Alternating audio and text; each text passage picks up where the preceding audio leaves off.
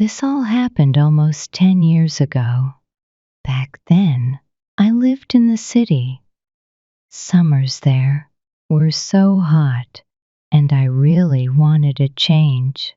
I wanted to go out into the countryside, walk in the woods, and see green trees. I had this small red car and a map. One night, I decided to just get in the car and drive out to the countryside. I loved being in my car. It made me feel free. That summer was amazing, and the early mornings in the countryside were so beautiful. The sun was shining, the sky was clear and blue, and I could hear birds singing in the trees. But suddenly, my car stopped. What just happened? I wondered. Then it hit me. Oh no, I ran out of gas. I sighed. Great. Now I need to walk and find a town to get some petrol. But where even am I? I pulled out my map and realized I wasn't near any town. I was completely lost. That's when I saw her. A girl was walking down the road, holding some flowers. She had long, shiny black hair and wore a flowy dress. She looked beautiful. I got out of the car because I wanted to talk to her. Hi, I said. I'm lost. Can you tell me where I am? She looked a little scared at first, so I made sure to speak softly. I ran out of petrol, I explained. Do you know where I can get some? She smiled at me with her big blue eyes. She was even prettier up close. I don't know, she said, but come with me to my village. Maybe we can help you there. I agreed and followed her. We walked for quite a while. As we walked, I thought, that's weird. There's no village marked on this map. Maybe it's just a really small one. Eventually, we got to our village. It was tiny, but so charming. The houses were old, small, and painted in black and white. There were lots of animals everywhere. She stopped in front of a house and gave me a warm smile. Come in, she said. I stepped inside. The house was spotless, but it felt a little unusual. There was a fire burning, and food was cooking over it. That made me realize how hungry I was. This is interesting, I thought. They're cooking over a fire?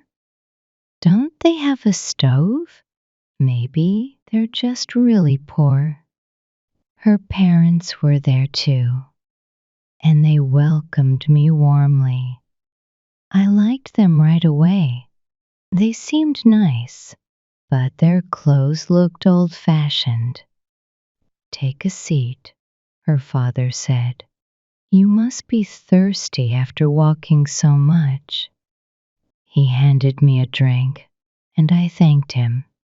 But as soon as I sipped it, I noticed it tasted really odd. It was dark brown and super strong. Okay, this is different, I thought. But I didn't say anything because I was enjoying their company. I tried asking about petrol, but the father seemed confused. Petrol? He asked. What's that? Now I was confused. This is getting strange, I thought. So I asked, how do you travel around then? He smiled. Oh, We use horses, he said. Horses? I thought. That's so slow. Why don't they use cars? But of course, I didn't say that out loud. I felt really happy there. I spent the whole day with them and even stayed for dinner. Later that evening, Mary, the girl, took me out into the garden. "This is nice," she said with a smile. "We don't get many visitors here. It's always quiet." We chatted and laughed, and honestly, she was the most beautiful girl I'd ever met. But after a while, her mood changed. She started speaking softly, and her face looked sad. "Why do you look so sad?" I asked her. "I can't tell you," she said, shaking her head. "You're just a visitor here. Tonight, you have to leave. You can't stay." I didn't understand. I knew I loved her. I was sure of it. And I wanted to help her. Why did I have to go? But Mary spoke again, her voice full of sadness. "You have to leave. It's dangerous here."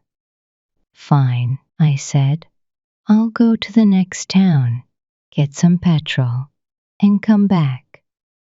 She didn't say anything. "I love you, Mary," I told her. "I'll come back for you. You can't stop me." She walked me to the door, and we said goodbye. Her face looked heartbroken, and I felt the same. I didn't want to leave. It was already midnight, and the night was pitch black.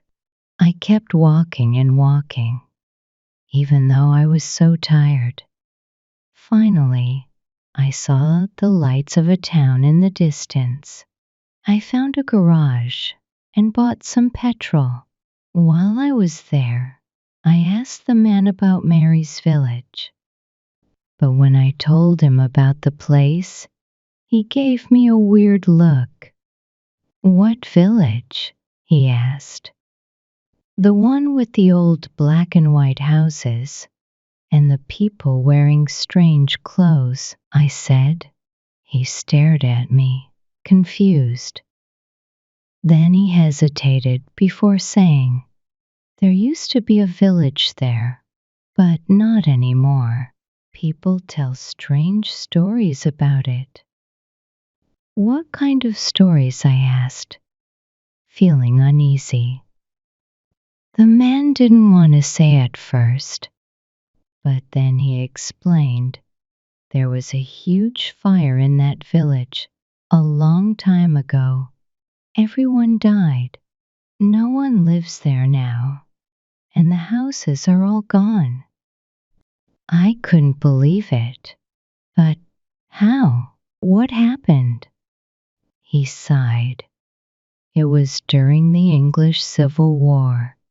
Oliver Cromwell's army destroyed the village because the people there supported the king.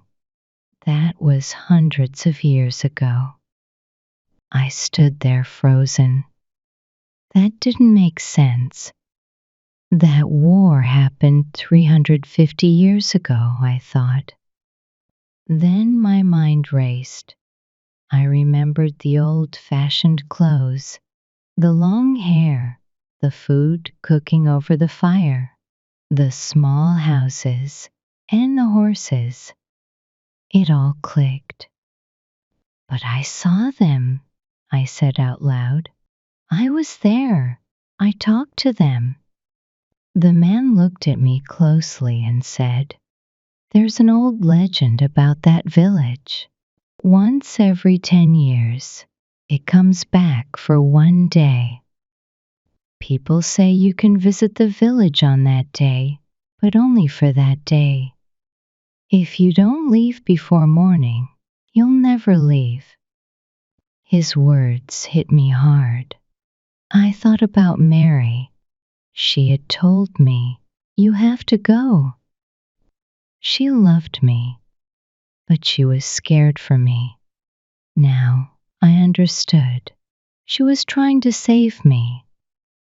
I rushed back to where the village had been, but it was gone. I looked everywhere, again and again, but all I saw were trees and flowers.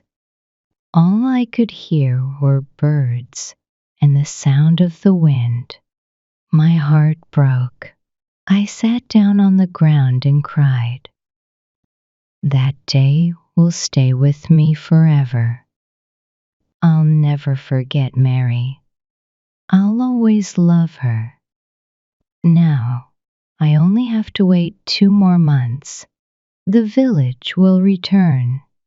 When the time comes, I'll go back and I'll find her again, the girl with the long black hair.